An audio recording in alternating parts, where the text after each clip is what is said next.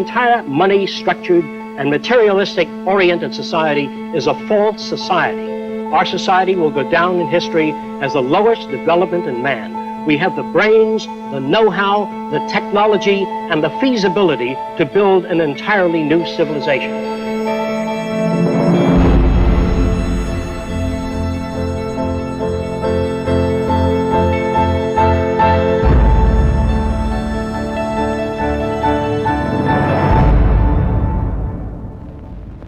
It was living through the 1929 Great Depression that helped shape my social conscience.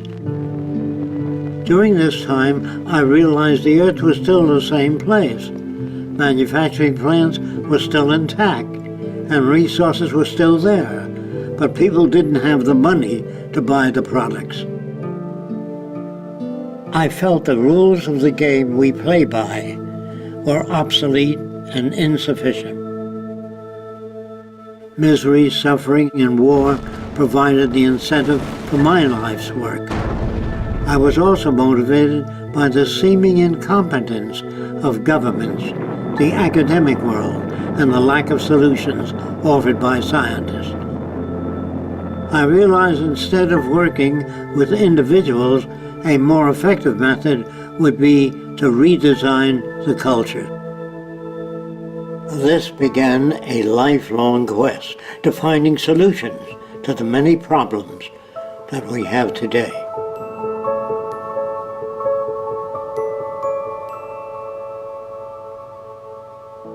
This presentation is a feasible plan for social change that works toward a peaceful and sustainable global civilization where human beings, technology, and nature coexist. It outlines an alternative to strive for, where human rights are not only paper proclamations, but a way of life.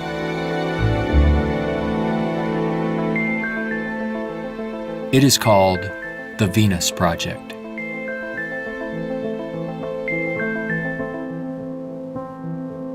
Its founder, Jacques Fresco, calls for a straightforward redesign of the culture in which war, poverty, hunger, debt, and unnecessary human suffering are viewed not only as avoidable, but totally unacceptable. It is becoming increasingly obvious that anything less will simply result in a continuation of the same problems we face today.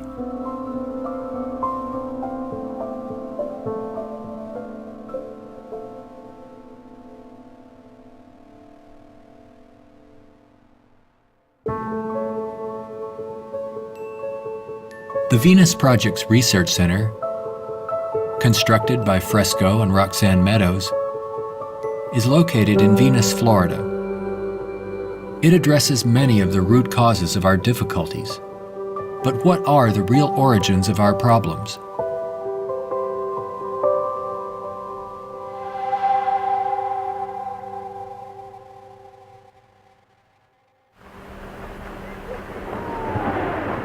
At present, we are left with very few alternatives, since we're on a collision course of our own making. Answers from yesterday are no longer relevant. Considering the damage already done to the environment, we are rapidly approaching a point of no return, where nature will dictate the course. Either we continue as we have, with outmoded social customs and habits of thought, thereby threatening our future, or we apply a more appropriate set of values, relevant to a sustainable society, with more opportunity and freedoms.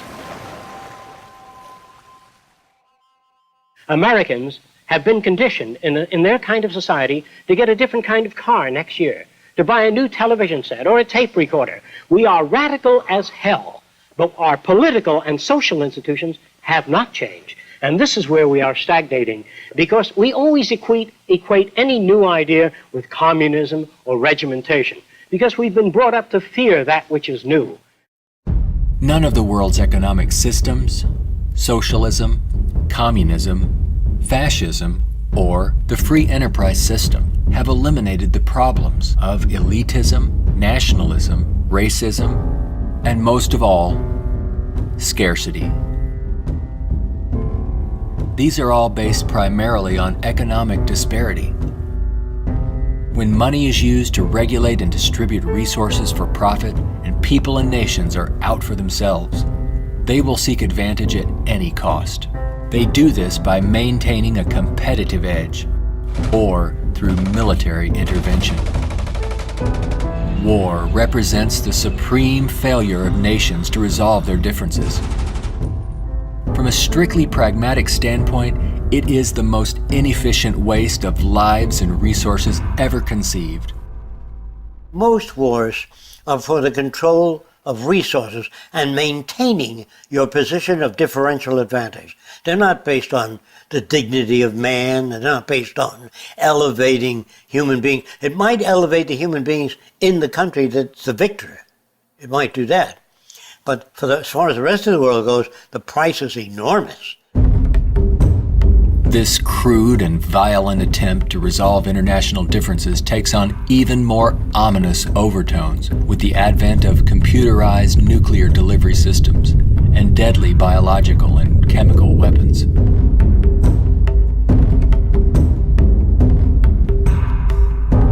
Yet it is a windfall money-making opportunity for those who profit by the military-industrial complex.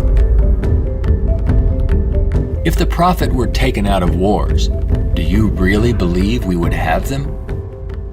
If they draft you into the army to serve this country, you put up your life for this country, they should draft all the war industries. Every cannon maker, machine gun maker, automobiles, jeeps, warships, all drafted, so that on the same basis of pay as the army. Then it's real. But if you make millions selling warships, machine guns to the army, then it's corrupt. I would, if I had my way, if we had millions of men in the army, I'd send them to school to become problem solvers, how to get along with other nations. That's what we have to do, not kill. When soldiers are just killing machines, they're trained to kill. I would train them to be able to go to Mexico and bridge the difference, and go to the Arab world, see if they can bridge the difference. So bring them all together, all the nations. War is not the only form of violence imposed upon people. There is also hunger, poverty, homelessness, and unemployment. The acceptance of these conditions as expressive of human nature is a myth used to keep things as they are.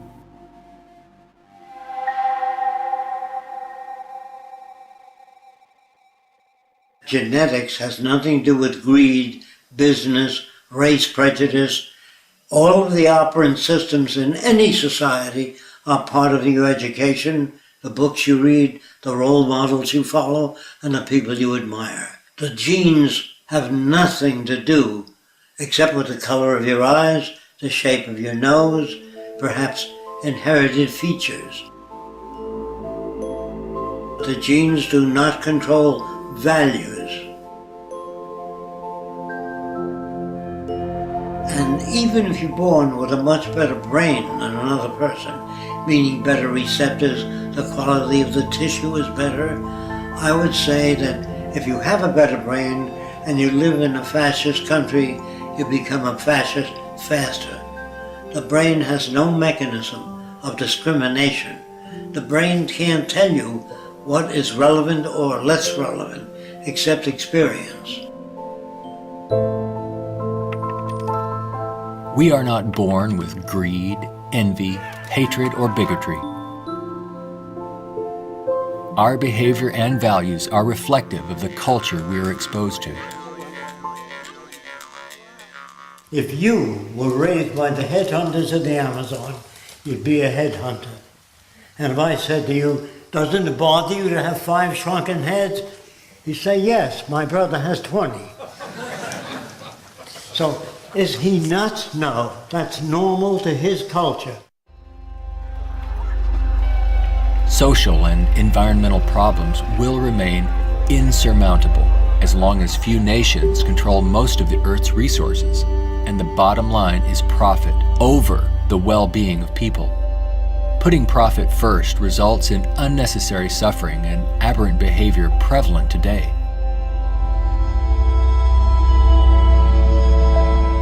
Many people feel that we need the rule of law to eliminate our problems. We have many laws, thousands upon thousands of them, but they are constantly being broken. Paper proclamations and treaties do not alter the facts of scarcity, deprivation, and insecurity. You can predict the shape of the future and the values if you know the trends of events in the ocean pollution, the scarcity of arable land. If you watch that degrading system grow, I can predict the riots and killing and assassination. In other words, human behavior is really generated by the surrounding environment. If there's a scarcity, say, of water, it is prized, and its price is high. Let's discuss scarcity as a system. Suppose it rained gold for about 3 days, gold dust. People would go out and shovel it in, fill the cellars, the attic, every drawer in the house. They'd throw out their clothing. If the rain kept up for a year, so the gold was all over the place, people would sweep it out of the house, take their rings off, throw them away, and so human behavior undergoes change to that condition. There's only a policeman in front of something that people have need for and don't have access to. So you put a guard there. But if lemon trees or orange trees and apple trees grew all over the place, you couldn't sell it. If you landed on an island that was so abundant with resources, you had 10 people, there were 1,000 fish for every person if you wanted it. There were 10 times the amount of breadfruit and bananas, money would not come into existence. Private property would not come into existence. If the island was big enough, there were 10 people, there were 8,000 acres. No one would give a damn about staking out this particular area. There are patterns of behavior that promote survival. There are social conditions that change our values and outlook. No one can write a constitution of required behavior without consulting the environment. So we'd better take care of the environment, we'd better take care of one another, and we'd better educate people to the highest possible levels of our ability in order to have a society. Even a peace treaty cannot prevent another war if the underlying causes are not dealt with. Maybe what is needed are ethical people in government who will work towards everyone's well-being.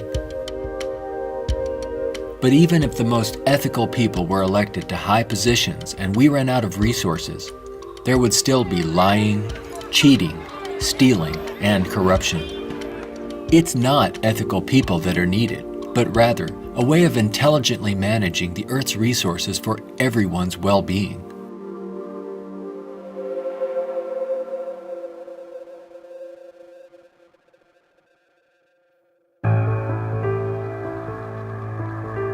Let's examine our social arrangements further.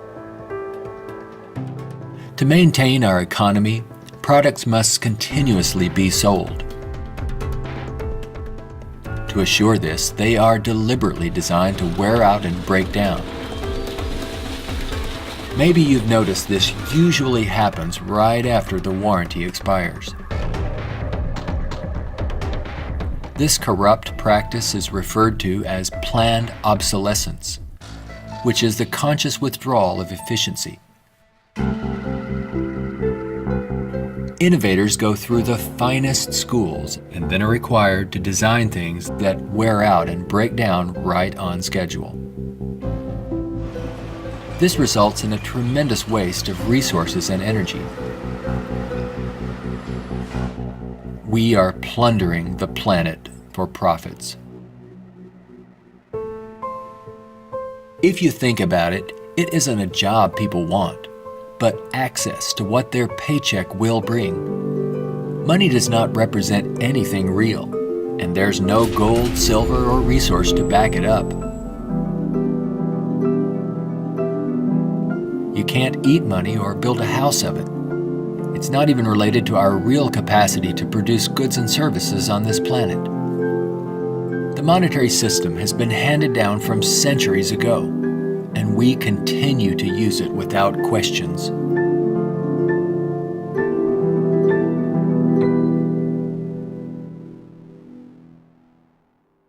This system will keep installing more and more automation, cutting down on the purchasing power of the majority of people. There will come a time, it's called the Gaussian curve, where employment is that, production is this, and purchasing power is that. The system stops. Banks fail, nothing works anymore. We're moving in that direction very rapidly. We have finally gotten to a place in 2011 where it's becoming obvious that the machine has beaten the man. We're incredibly productive with far fewer people. We are more productive. We are more productive as an economy than ever before. An iPad app can do more less than workers. 4 people. Just that there are fewer jobs. The jobs that do exist now can have lower wages because of obvious reasons. A lot of people looking for a small number of jobs. The wages go down. That has huge impacts on the middle class and ripples out from there. We're moving towards social collapse. I think this is going to happen all over the world, not just here. And it doesn't require the overthrow of the government. It just requires that you let it alone. It'll overthrow itself. If you control the media, you can calm people down. But if the majority keeps getting laid off and they don't have purchasing power, the system collapses. It doesn't work anymore. They invade. It's already happening. This country is already insoluble. They're going to have difficulty with national security, paying pension people. They've spent far beyond what they already have.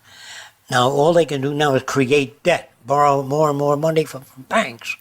We also want to show you a rather grim sign of our times. It's not far from here in Midtown Manhattan. The national debt has grown too large for the national debt clock. It went up back in 1989 when the nation's debt was less than $3 trillion. The debt has been piling up so fast lately they had to drop the dollar sign to make room for an extra digit as the number turned over to more than $10 trillion now and counting every second. A whole new clock with 2 extra spaces will go up next year. The federal government is not allowed to print money. It's not allowed to lend money or get in the banking business. That is a privilege for bankers only. So what the government has to do if they want to build an air force, say, of 2,000 planes a month, they have to borrow money from a private lending institution, sign the dotted line, and if the war is lost or failed, the burden falls on the public to pay off that debt.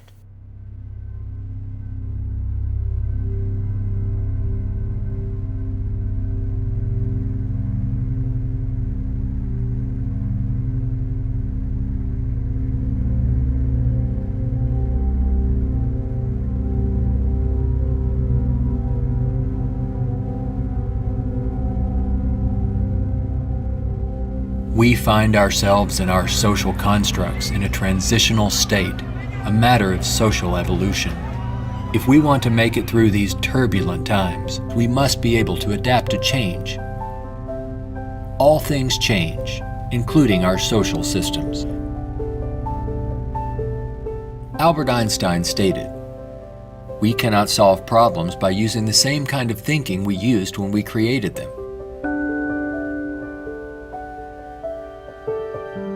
Earth is still abundant with resources.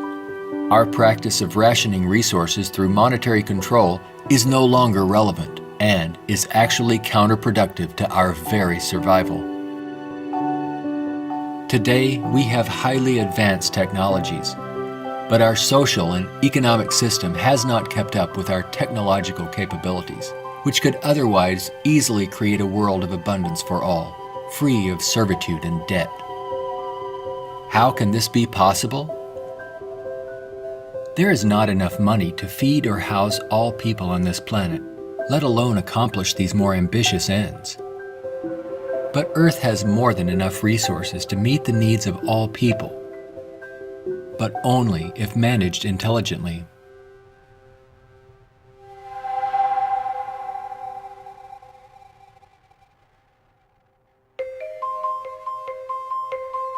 Jacques Fresco envisions a solution that he calls a resource-based economy.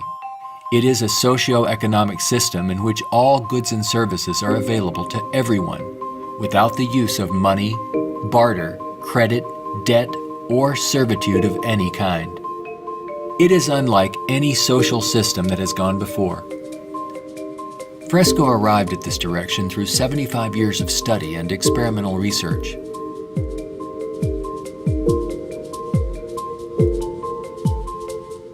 A resource-based economy operates on the basis of available resources and makes those resources available to every human being on earth, free of charge, without a price tag.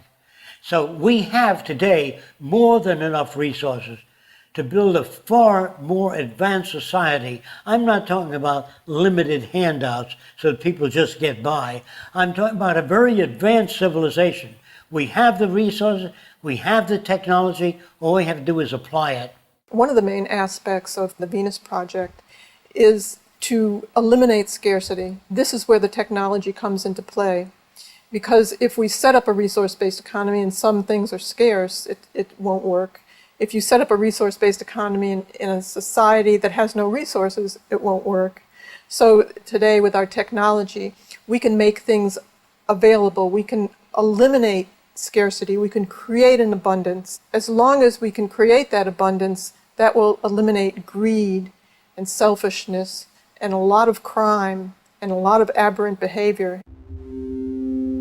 A social system can be designed so that all can live fully and constructively if the powers of science and technology are directed toward human and environmental concern and overcoming the artificial scarcities of our debt-based monetary systems.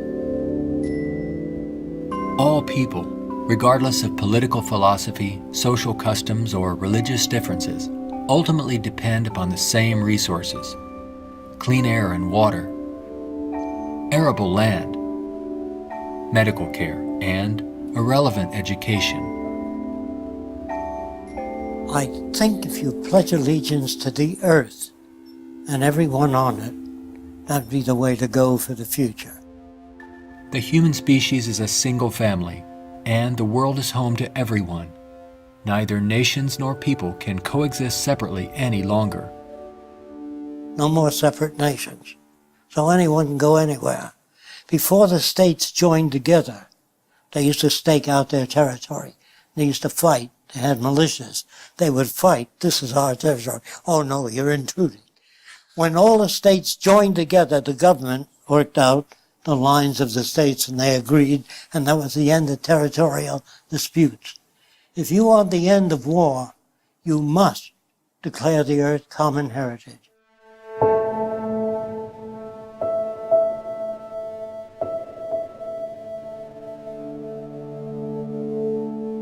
This has nothing to do with those who want to form an elite world order with themselves and large corporations in control and the rest of the world subservient to them. On the contrary, a global resource-based economy enables all people to reach their highest potential, where they can thrive and grow in a society that works in their behalf, a society that protects and preserves the environment as well, one that understands that we are part of nature, not separate from it.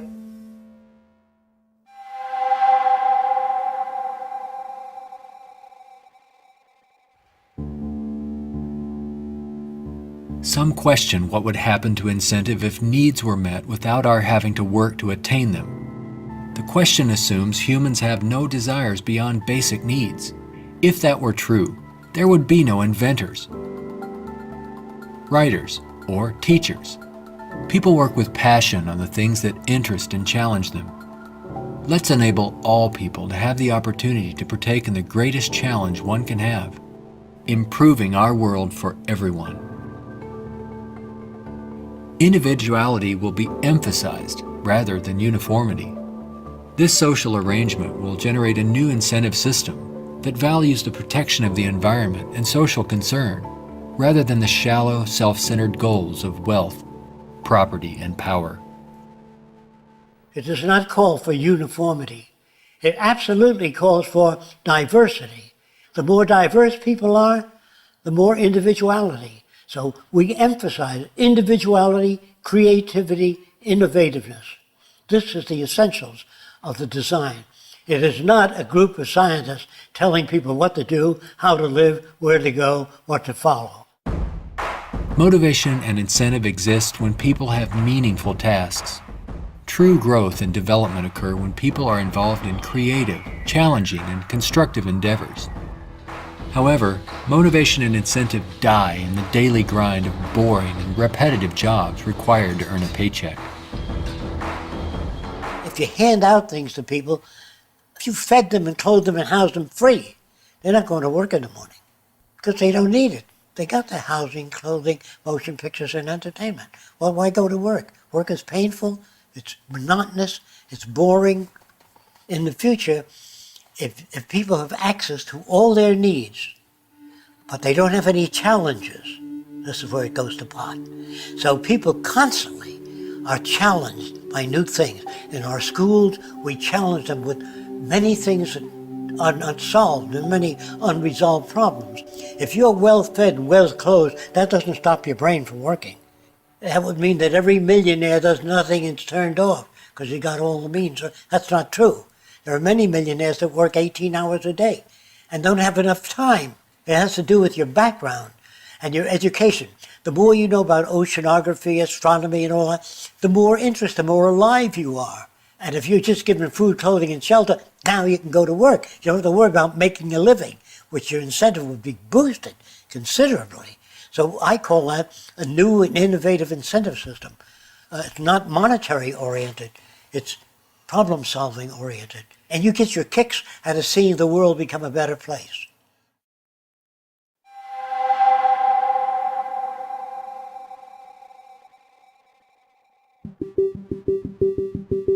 How can we use our technology wisely so that there is more than enough for everyone? To achieve this, it's mandatory that the planning for it be based on the carrying capacity of the planet's resources. Our entire infrastructure must be redesigned and operated as coherent, integrated total systems. This means we must consider our entire global community as one unit that includes everyone, and plan accordingly. Only in this way can we use our technology to overcome resource shortages, provide universal abundance, and protect the environment. Therefore, a global survey is first needed to assess exactly what we have. This would inventory our physical resources, personnel, production centers, and the needs of people. This enables us to determine the amount of goods and services needed. For instance, where is the arable land to grow crops? How many people are in various locations? And what is the state of their health? This would determine where hospitals are built and how many. If you try to do that today, ask for a global resource survey of all nations, they'd wonder, what are you trying to do that for? To find if we got enough resource to fight you in armaments and other things? They would be skeptical, hesitant to give that information.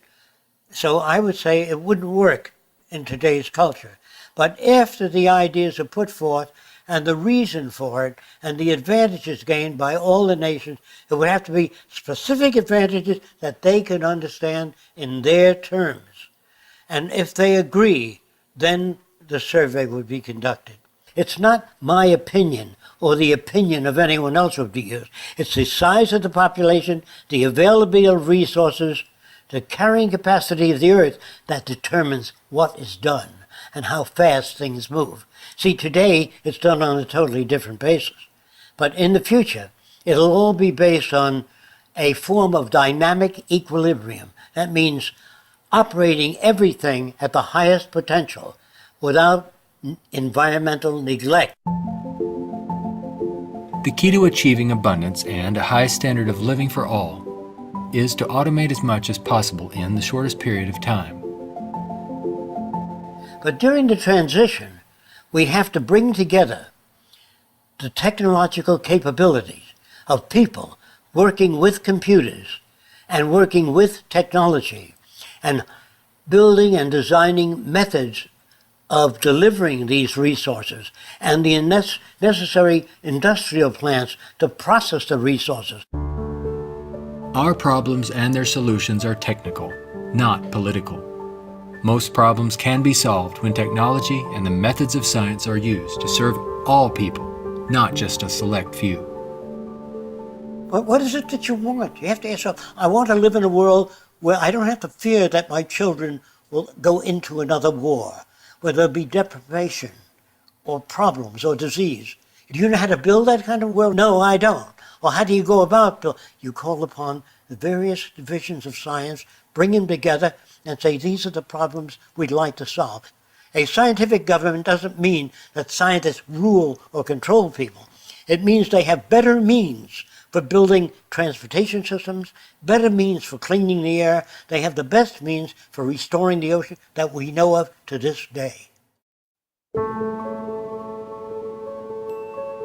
Computers can serve the needs of everyone when cybernation is ultimately integrated into all aspects of this new and dynamic culture. One can think of this as an electronic nervous system, extending into all areas of the social complex. Their function would be to coordinate a balance between production and distribution, assuring there are no shortages or overruns. In this highly technical society, decisions are based on direct environmental, human, and industrial feedback. You can think of this as electrical sensors throughout the entire environment, from cities, factories, warehouses, distribution centers, transportation networks, all over the globe, gathering data for more appropriate decisions. The decisions are based on the needs of society rather than corporate or private interests. It is not automated technology or machines we should be wary of, but the abuse and misuse of technology by selfish interests. Remember, it is people who decide what ends the machines will serve. If technology does not liberate all people for the pursuit of higher aspirations in human achievement, then all its technological potential will be meaningless. You always do a positive and negative study before you engage in the actual reconstruction of an environment.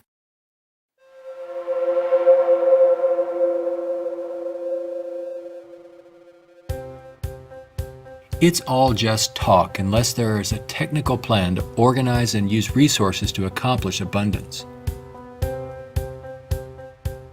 What follows are some of the many approaches the Venus Project provides for the entire social spectrum.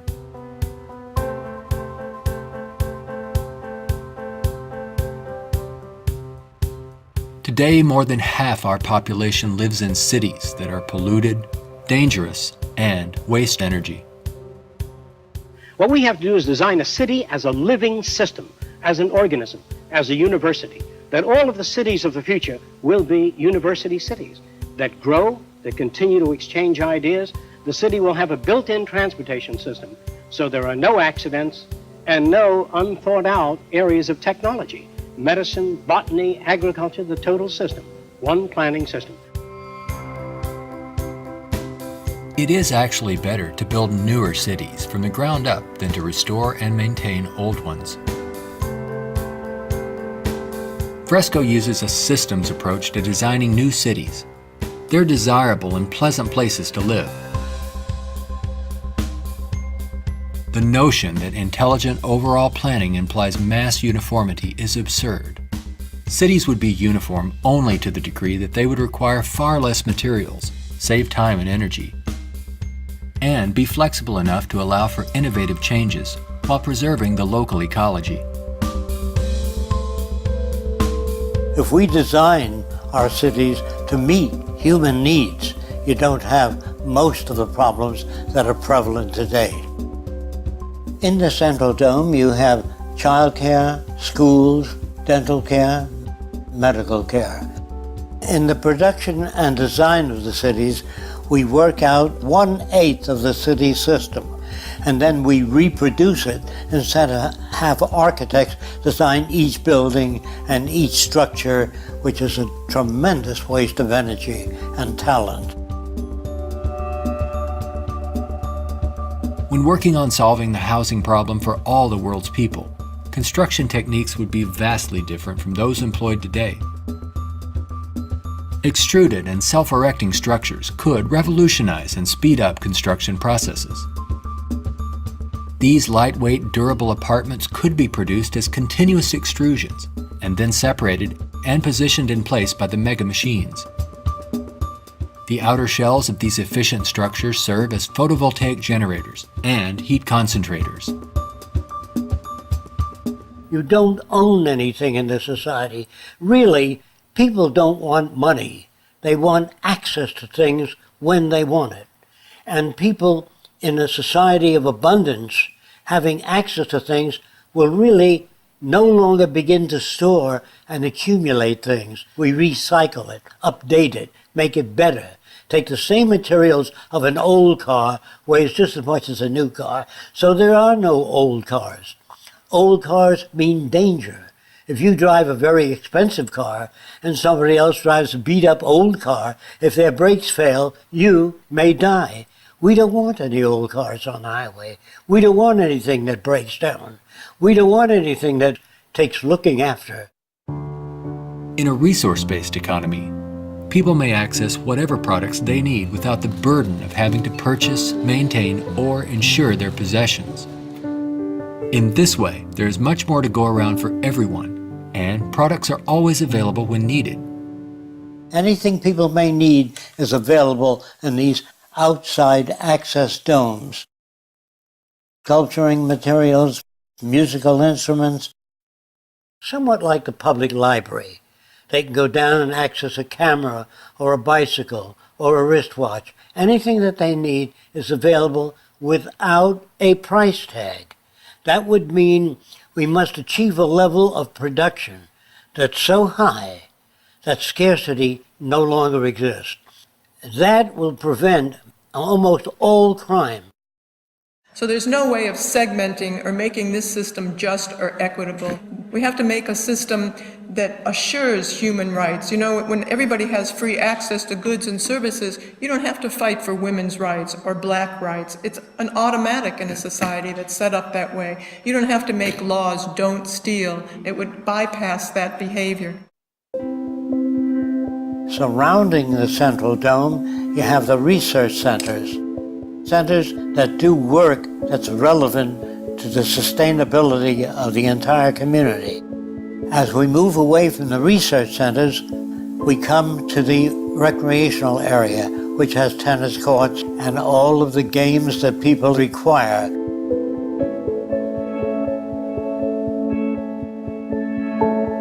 As we move away from that, we come to the residential district. There are streams, waterfalls, lakes throughout the area.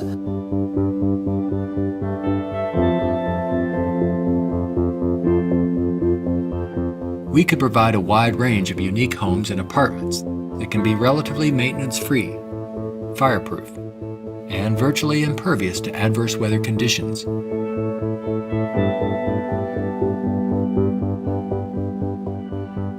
As we move to the next sector, we come to apartments. The reason some people want to live in apartments is because you have drama groups, you have gymnasiums, medical care, dental care, everything is built in to the central towers. I feel that in the future, people will move away from individual houses and live in larger complexes. As we move outward, we come to the indoor agriculture or hydroponic farms. Then there's also outdoor agriculture.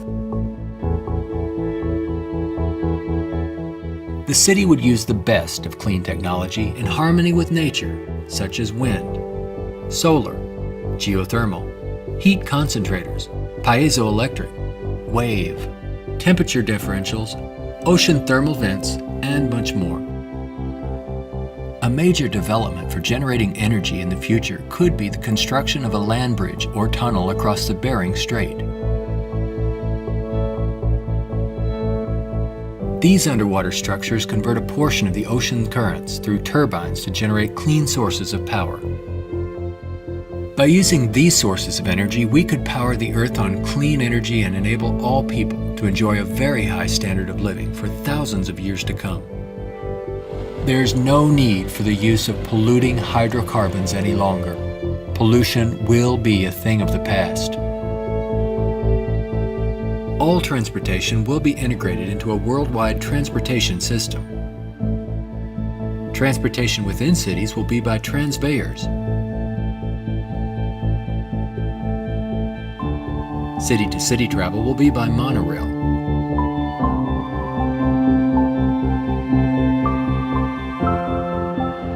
Maglev trains are utilized for long-distance travel. To enhance efficiency, this high-speed maglev train is equipped with removable sections, which can be disengaged while the train is in motion. Aircraft will display a wide range of configurations. These VTOL aircraft, or vertical takeoff and landing, are used to transport passengers and freight. The priority is safety rather than saving money or dealing with the lowest bidder. This modular freighter consists of detachable sections that can be rapidly loaded or unloaded. The number of sections varies depending on the amount of freight to be delivered. When all the sections are connected, they can be propelled as a single unit. Ships can be floating manufacturing plants that produce products while en route to their destinations. They can also serve as education centers, where children and adults travel worldwide, obtaining innovative education, not through vicarious study, but through experiencing and interacting with the real-world environment. A national transportation system would include a network of waterways, canals, and irrigation systems. They could serve to minimize the threat of floods and droughts while allowing for the migration of fish, provide natural fire breaks, emergency water sources, fish farms, and recreation areas.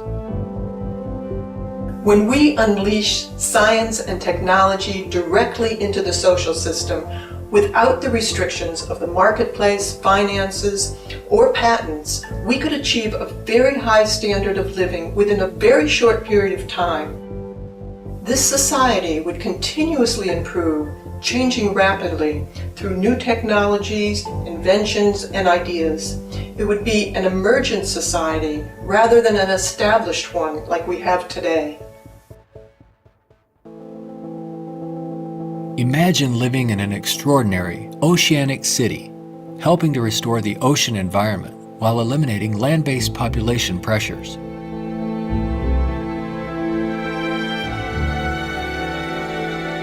These cities in the sea may serve as universities and research centers where students study marine sciences.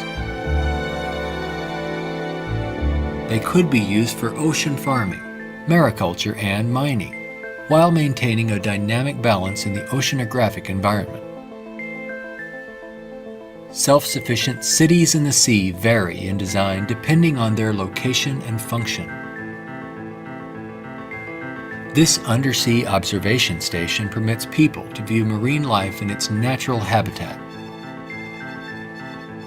These mariculture and sea farming systems cultivate and raise fish along with other forms of marine life to help meet the nutritional needs of the world's people. These structures would permit the free flow of water throughout. Using technology in this way would make it possible for a global society to achieve social advancement and worldwide reconstruction in the shortest time possible. Utopia, if ever established, will die, will stagnate.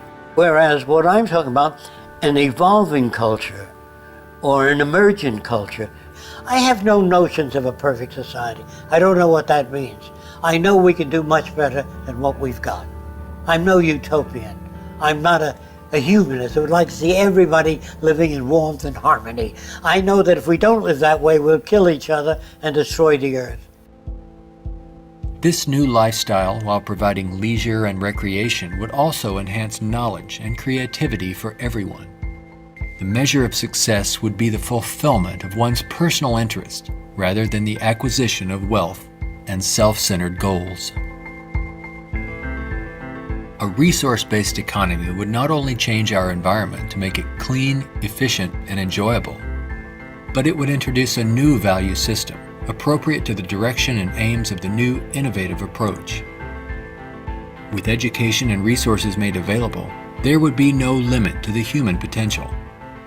Everyone will have the freedom to pursue whatever constructive field of endeavor he or she chooses, without the economic limitations that we face today.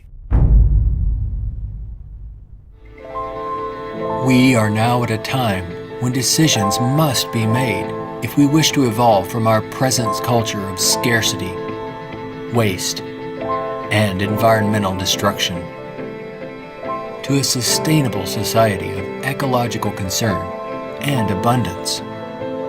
A nation without a vision of what the future can be is bound to repeat past errors over and over again. If we say dishonestly that man is the highest form of evolution, which you get in school, man destroys the oceans, the fish, the atmosphere, one another, and man flies over a city, presses a button, and burns everybody in the city with nuclear weapons. Is he the highest creation of nature? Not yet, in my opinion. We've got a long way to go. We could either develop paradise on earth or oblivion, wipe ourselves out. Only the future will tell. It's what you do to make the future. We can create a world where war and want are distant memories. When all of science and technology are used within a global resource-based economy for the protection of the environment and the well-being of all, only then will we understand what it means to be truly civilized.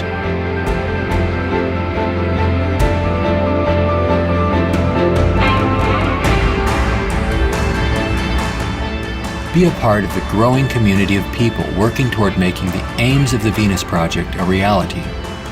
Join us in our efforts to bring this vision of a positive future to a wider audience through the goal of a major motion picture. All of these things can be built with what we know today. It would take 10 years to change the surface of the earth, to rebuild the world into a second Garden of Eden. The choice lies with you. The stupidity of a nuclear arms race, the development of weapons, trying to solve your problems politically by electing this political party or that political party, that all politics is immersed in corruption. Let me say it again. Communism, socialism, fascism, the Democrats, the liberals, there are no Negro problems or Polish problems or Jewish problems or Greek problems or women's problems. They're human problems.